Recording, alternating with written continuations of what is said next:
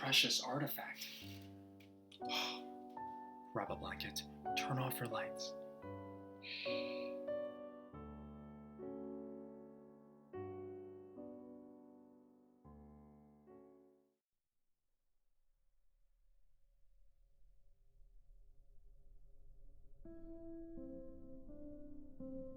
The creepy old cowboy that snuck into my museum. Okay, so unlike a lot of posts on here, this one literally just happened about an hour ago. I'm still shivering thinking about it. I'm an art teacher at a museum that's really far up in the northwest. The sun sets pretty early as we're heading into winter, around 6 or so. My museum closes at 4 p.m., during which time I lock the doors and prepare for my classes. I unlock them again at around 6:45 for my 7 o'clock class, and then lock it again once everyone has checked in. Tonight was no different.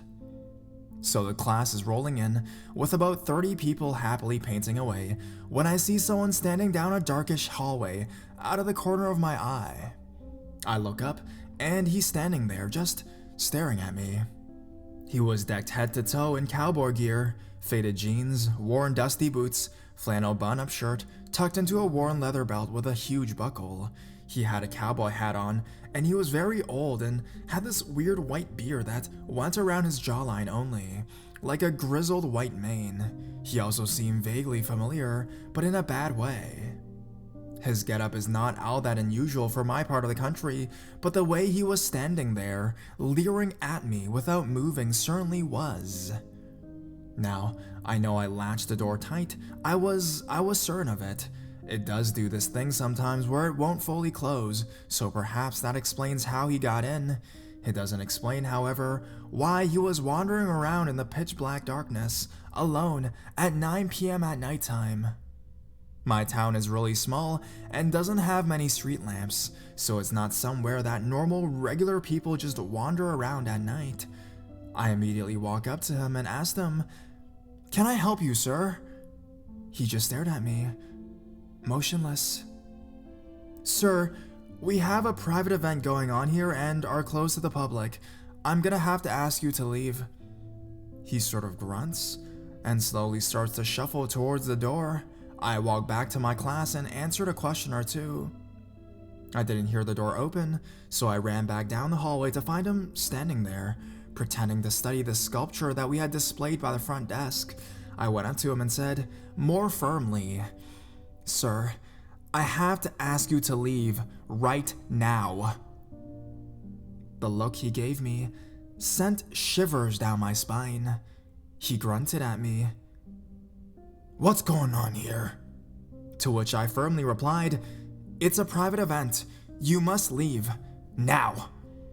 He finally turns towards the door and shuffled his way slowly out. I followed right behind him and slammed the door shut to ensure that it was locked tight, to really ensure that. I went back to the class, and a few people asked me if I knew him and expressed their own feelings of concern and fright at his presence. It wasn't until a few minutes later that it clicked for me who this guy was. He was the man that's stalking our receptionist. He normally sits and waits until she's in the museum alone, and he comes wandering in. She always watches for him, and when she sees him, she'll jump in the supply closet and hide until he saunters away. My boss has kicked him out a few times as well. I'm new to the area and have never been in when he has, but my boss pointed him out to me one time at a fair. Most night classes I do, I am left in the museum alone while I clean up. This time, a few of the ladies who saw him waited with me while I cleaned, for which I was super thankful for. From now on, if no one waits with me, I'm gonna make 100% certain that that door latches tight, and I'm sure as hell calling a police escort to walk me to my car. So, creepy old stalker cowboy, let's never meet again.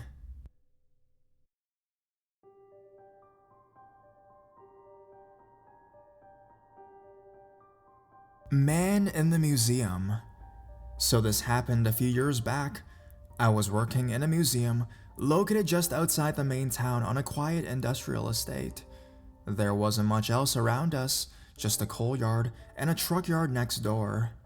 The museum was full of waxwork models of scenes from the 1940s. One Sunday morning, in the middle of winter, I'm opening up. It's cloudy and quite cold outside, which makes the dark morning even more depressing.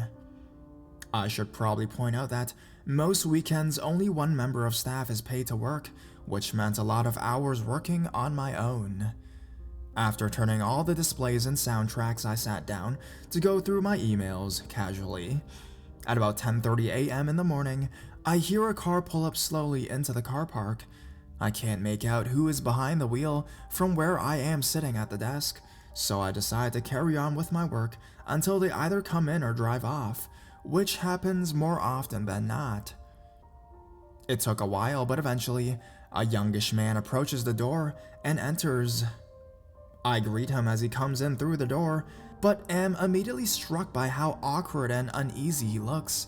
I start having a strange feeling, and he shifts his gaze back and forth from the floor to his car and starts edging closer to the till. This guy is a bit strange, I thought, but I couldn't not let him in, could I? He mumbles something and throws the money for the entrance fee on the table. I explain a bit about what the museum offered, but I could tell that he wasn't listening to a word I was saying. After telling him to call if there was any problems, I left him wander around on his own.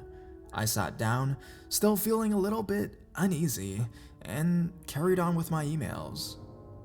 Now, I got most of the work done and glanced down at the bottom of the computer screen. It was almost 1:30 p.m. That guy still hadn't come out. The tour is meant to take an hour tops. What the hell was he doing? I started to worry that maybe he had injured himself or worse, and knew that I would have to go in to check on him. I grabbed hold of the torch and headed into the main part of the museum, which is a circular indoor street scene tour. As I got to the door, I looked to my right as this was where the tour ended. Surely by now he would be coming back out, but there was no sign of him. I cursed to myself and slowly began to turn back and head for the door when... there he was, standing behind me, mumbling to himself. I almost let out a scream, but managed to say, I'm just checking the electric meter, gesturing to the torch. I quickly excused myself and ran out to the reception area, my heart pounding. I sat down and pulled the phone close to the desk in case I needed it later. After another 10 minutes, he came out and stood right in front of the gap between the desk and the rest of the room, blocking my only way out. He was still mumbling and his eyes were flashing all over the room. He kept saying things like, "So are you here on your own? When does this place close? And there's not much else around here. It's a really quiet place." I was almost sure that I was gonna be attacked, and out of sheer panic, started talking about the museum, the 1940s, and the Second World War. He looked down and mumbled something which I thought was about rationing. At that point, I decided to try and move out of the way. I got up and pushed past him and gestured that we had a lot of things on rationing in our gift shop and that maybe he should go take a look. While he browsed the shop, I backed my way towards the front door and opened it, stating that it was really warm in the reception, even though it was the middle of the winter time. And as the door opened, I slipped the key out of the lock and into my pocket. The strange man looked at the books for a while and reached for something in his pocket. My heart was still pounding. Then, I heard a sound that made me feel so much better. Another car had pulled in, and a family of 5 got out and walked towards the door. Oh, thank God, I thought. At least I wouldn't be on my own with this crazy guy any longer. The family came in, paid, and went around the museum.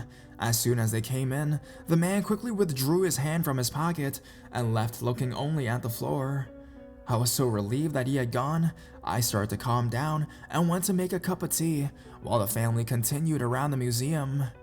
By the time the family came out, I had almost forgotten about the crazy guy. The family left, and I settled down to finish doing the spreadsheets for the end of the day. I'd been sitting at the computer for about half an hour when a sudden feeling of panic came over me. I never heard the car start. I got up and slowly made my way to the window in the kitchen and peered out. There, sitting in the car park, staring directly at the museum, was the guy from earlier. He had been watching the place for the entire time the family had gone around and since they'd left. He was still there and had just left the only people who could have stayed with me and helped leave. I started to panic as I saw the door to the car open, and I ran outside and turned the key into the lock, flipping over the closed sign and essentially locking myself in. After rushing back to the kitchen where I could watch the man from the window, I picked up the phone and called my boss. I signaled to the guy that we were now closed and that I would call the police if he did not leave the premises. He looked directly at me and walked up to the door. After trying to handle and realizing it was in fact locked, he slowly walked back to his car, threw something on the ground, got in, and drove out of the car park. I rushed around the museum, turning off all the lights and locking all the doors. I stuck my head out from the side entrance to make sure he hadn't just pulled around the corner and then legged it to my car. As I ran across the car park, I noticed something on the floor by where his car was parked. It was small and it was shiny. It was then that I realized it was a razor blade. I have never driven so fast out of the car park in my life and would not work on my own there for a while after, even after taking up some self-defense classes in case it ever happened again. So, to the creepy guy in the museum, let's not meet again.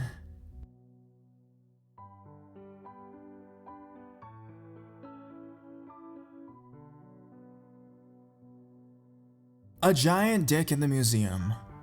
Surprise, surprise, a giant dick in the museum. Right, so this is my creepy person story, and it's a bit fresh in my memory, so sorry if I'm a bit OTT, and since I'm new to Reddit, and a bit of the emotionally reticent type, sorry for any awkwardness. I also think the hilarious title is worth it. Forever, no regrets. I do volunteer work at a very small independent museum in the city. I was really lucky to land the job, since museum jobs, even volunteer jobs, tend to be rare as hen's teeth overall, even in a city as thick with museums as this.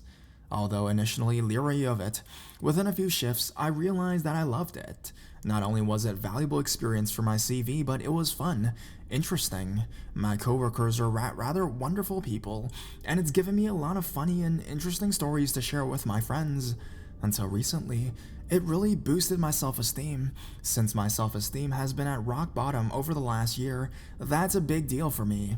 Really improved my anxiety and start to change my natural approach to people from my natural misanthropic, I really goddamn hate 99% of humanity, to where I want to be, which is feeling happy, confident, and approachable, and starts to like people. I mean, before this, I thought this job might be a step forward to being the sociable, confident person I used to be and want to be again. I was happy. Our museum is very popular with local schools, charities, and families, which usually leads to meeting lovely, friendly, hilarious people and good stories to share with friends. Not this time, though. I came into work a little bit nearly late and flustered. I've been rather stressed out with personal problems in nearly all quarters of my life, and I hate my paying day job too. Too much information, I know, but I was flustered. Since I volunteer on what is 2 weeks a month, my only day off, and on the other 2 weeks, I tend to do more than that one day. Personal circumstances had, for a few good weeks, been making me a bit stressed out about volunteering and balancing my work-life schedule. More unnecessary things, I know. So anyway, I get in and do my job. I have a laugh with some parents, show some kids some exhibits. I'm rocking my museum job. It's all good. Come 1 p.m., I'm planning to take my lunch break with my old lunchbox and copy of 1Q84 Part 3, my coat and umbrella to brave what the weather might be. Totally on my break though. You should have seen me. I was a poster child for having a break from volunteering. I have my break face on. In walks my coworkers, we'll call her Oaf, whom I haven't seen all morning, is kind of the volunteer superior, the supervisor of us unpaid museum geeks. She too is on her break and knows I've been a bit down, so comes over for a chat. We do the chatting about schedules and such. I should say that at this point, it's really freaking quiet. In the area I was working in that day, we usually have at least one school group running around. Failing that, a parent or two with their kids. Nope, zitch, nada. So we feel it's kinda okay to chat while nobody else is around. Halfway through our conversation, a kid runs in. I break off to smile at the kid, show some of how interactive exhibits work, so forth. I gently chastise him for manhandling one of the exhibits, mainly because it's a badly designed interactive things that the kids get carried away with and gets broken every other day, I swear to God. When I look up, there's the father, looking rather pissy. I get that some folks don't like people telling off their kids, even though I was just trying to be nice, so I backed off. We pay attention to the father and the kid, but they pretty much blank us. After being ignored, we go back to our chat. Oh, are you guys in a meeting? I turn around, and Mr. Dad is standing right in my face. I'm massively embarrassed. We weren't standing in front of an exhibit, unless your optimal viewing space for something you're meant to interact with is less than 5 feet, and so I apologize. I move out of the way and ask if there's anything he wants me to know. He just glares blankly at me and goes back to his kid. Oif and I wander to the other side of the room to discuss my schedule. I'm already a bit flustered since, well, I'm not used to a stranger who's a foot taller than I and much bulkier than I, standing in my personal space and being angry for no real reason. I'm also embarrassed because I feel I'm in the wrong. I would feel that if it weren't for the hand on my shoulder. Last time I checked, the kid was on the other side of the room. Now I've got Mr. Dad giving me serious evils, pinching my shoulder and muttering, "You work here, don't you?" Why the hell is he over here? I more or less said, "I'm really sorry if I was in your way. We're on our break and arranging schedules because I have work and personal commitments. I need to make sure I'm not inconveniencing anyone. I didn't mean to be rude. Is there anything you'd like to know?" The hand doesn't move and Mr. Dad almost breathes into my ear. "Too much information. You really disgust me." I mean, Jesus. He walks away after that, and I could have left it. I mean, that would have been that. Unfortunately, I'm a bit opinionated and vocal when pissed off. The red mist descends, and I'm pissed off, and I shoot back with something stupid and eloquent like, "You need to learn some manners, mate." That's not ad verbum, but it's pretty close, and it's apparently something that I should have said because he gives me this look, and I suspect a bull gets in its eyes before it enters a China stop.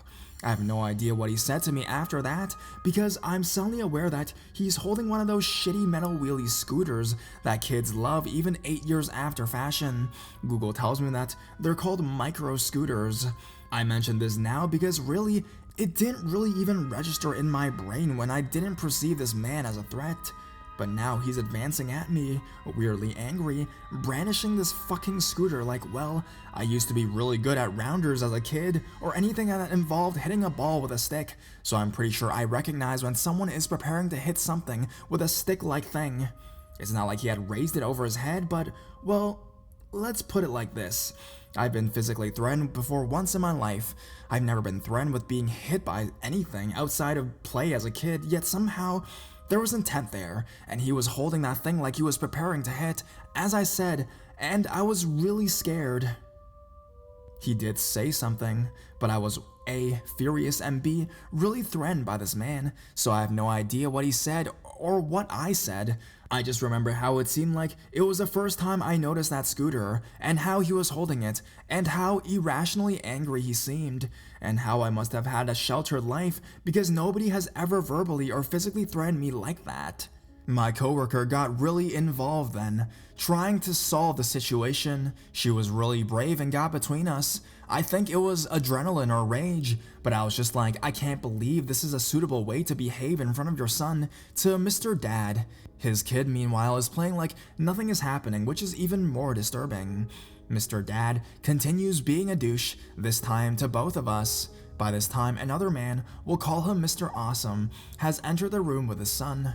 For a few moments, Mr. Awesome is just playing with the exhibits with his son, but he gradually starts paying attention to us. He sees Mr. Dad being a douche and gets involved. "Hey, sir, you're being a bit rude," he says, stepping between my friend and Mr. Dad, although it eventually becomes this weird shouty circle huddle. An argument I can't be bothered to remember or transcribe ensues. None of us but Mr. Dad has sworn at this point, even though I wanted to. Mr. Dad starts to be very rude to Mr. Awesome, and Mr. Awesome basically goes, "I don't give a fuck," and walks away with his son, after rather politely restating his opinion that Mr. Dad is a nasty man and a bad example to his son. "You just call me a dick? You fucking dick! In front of my son, dick! Fucking dick!" bellows Mr. Dad in a moment I don't quite understand. Well, because Mr. Dad was a strange and rather dramatic fellow. God knows where that came from, because up to that point, nobody had called anybody a dick. Mr. Awesome had just told Mr. Dad to back off from two vulnerable museum volunteers. Orph and I now just kinda staring at our feet, wishing this thing to be over because it's freaking horrible. I wanted to high-five Mr. Awesome. I want Mr. Dad gone. Anyways, Mr. Dad turns to us in this act of injured bewilderment and says, "You called me a dick? Fucking hipster cunt." He then bellows, "Well, he's a fucking musician, stupid hipster. He thinks he's better than anyone else."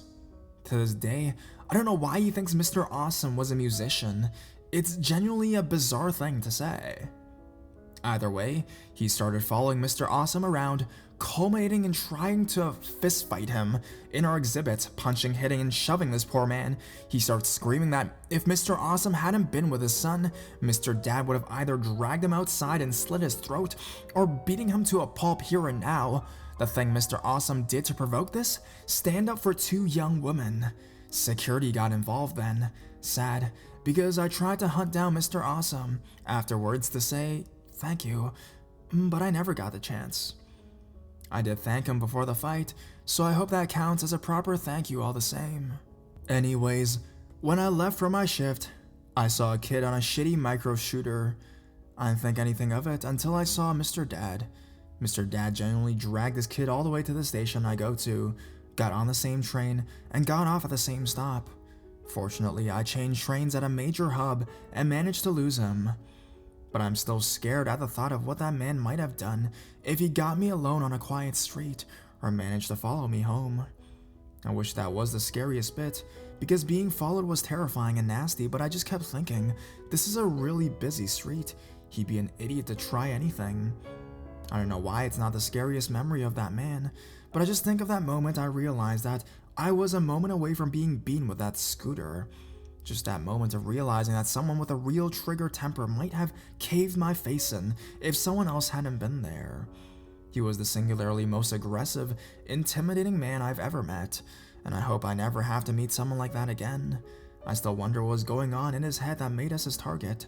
I wonder about his kid, who seemed to think that his father scaring young women and threatening to slit strangers' throats and being kicked out by security is what normal dads do. I wonder what would have happened if he successfully followed me. I wonder if standing up for myself made me a target. I wonder again about this kid, and I want to find Mr. Awesome and give him a huge hug, because even though Mr. Dad was a scary, scary dickhead, Mr. Awesome kind of proved that there are good people in this world who would do good things because they can, and I'm not sure my thank you were even close enough. Still, mostly, I feel like scum on the bottom of Mr. Dad's shoe for the way he treated me, and I'm scared of people like him, and I'm scared my museum life might have been ruined. So ultimately, I'm not so sure what to make of him or me of this whole ordeal, but I thought it was worth sharing, 'cause yeah, he's a dick.